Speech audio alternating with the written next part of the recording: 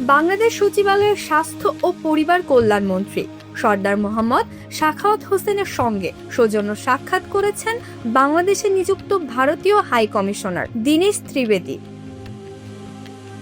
বৃহস্পতিবার 20 আগস্ট সচিবালয়ে মন্ত্রী তার নিজ কার্যালয়ে ভারতীয় হাই কমিশনারের সঙ্গে একটি বৈঠকে মিলিত হন।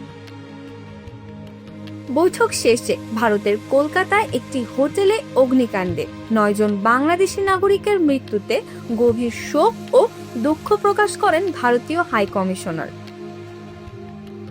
তিনি জানান, এই মর্মান্তিক ঘটনায় ক্ষতিপূরণ প্রদান ও প্রয়োজনীয় সহযোগিতা সহ ভারত সরকারের পক্ষ থেকে যা যা করণীয় তা বাস্তবায়নের সব ধরনের ব্যবস্থা নেওয়া হবে।